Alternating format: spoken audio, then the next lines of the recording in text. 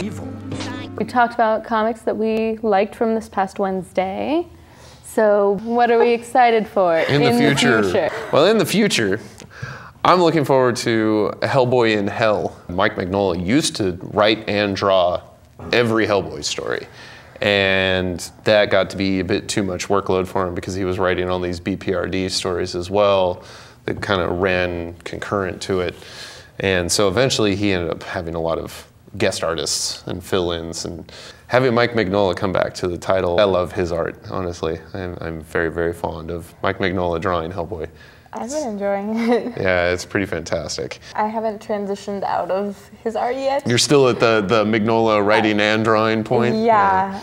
So Just I wait don't for know. it. I don't know how it's gonna go for me emotionally. Just wait But at for least it. you know he'll be back. Yeah, eventually. exactly. So See, that's you why got it's something exciting to look for me. forward to. Even if I'm like tepid on the art once it changes, I can look forward to the fact that there will be new Hellboy. Yay. Well, I can definitely honestly say that the art never got bad.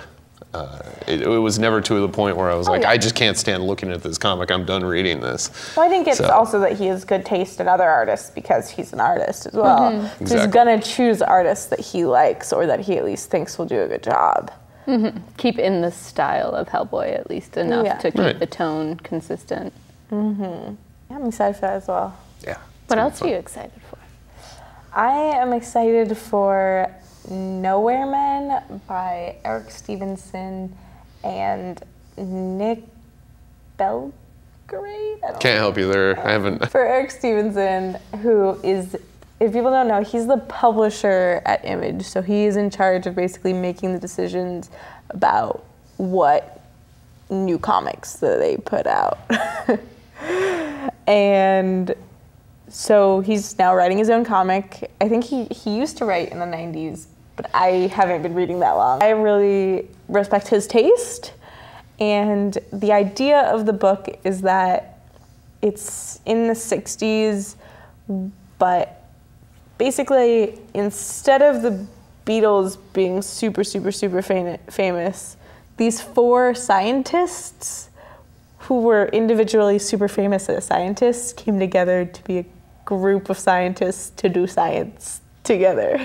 Super science pop Super famous team? Yeah, I don't know. I mean, they're Popular not science team? They're not singers. They're just scientists that are really popular. I don't know. I like this world. I could do well in this world. Mostly, honestly, the covers have been super cool. Yeah, they are really cool looking like covers. graphically designed really well. And I like Eric Stevenson's taste in general, so I'm hoping he also writes to his taste. Well, he definitely hope. does get some great comics published. So, Yeah. So kudos to that at least. I'm also excited about that. Yeah. I've been seeing previews for that. So yeah, that comes out later this month, and hopefully it's good. Yay. I'm looking forward to Avengers #1. It's a new Marvel now. Yeah. It's by Jonathan Hickman and Jerome Pena. I'm just so excited to hear you excited about a Marvel title. I'm just excited to hear you excited. It happens. I agree with your excitement. Yeah. I think it's going to be interesting to see what happens. Yeah, Jerome Pena did Uncanny X-Force with Rick Remender. He was the artist for that. Which we've been loving. Yeah. I don't know. So sad to see it go. But Avengers is, I don't think Hickman has written Avengers yet. No. Or a miniseries of it, so. Not that I know of. Intrigued to see what he does with it Yeah. and the whole shakeup within Marvel. Well, I'm excited about Witch Doctor, which is a new series. What's the subtitle for the series? Malpractice. Malpractice, thank you. So this is volume 2 of Witch Doctor, which is one of my favorite horror comics to recommend to people. I guess you could call it horror. Supernatural medical drama. Yeah, I describe it sort of as a House meets Doctor Who meets Lovecraft. Yeah, that's about appropriate. Yeah. So works. snarky doctor who is called in when your child is possessed by demons. Mm-hmm. Yeah. He carries around Excalibur and yeah, they're always funny, they're always interesting. The last arc was made up mostly of one-shot stories that sort of tied together Yeah. at the end, kind of thing. I get the feeling this one might be. More of a- he seemed like he's kind of ramping up to a little more of a plot line. Yeah. Well, because there's the one shot in between them. Yeah. Which did sort of bring up themes that were mentioned in the first few issues, 4 issues in the first arc. So I've been looking forward to that. And there's a little kid at the comic shop who was reading Walking Dead, but we were out of the volume he was reading. So I got him to read that, and now he's been bugging me ever since for more.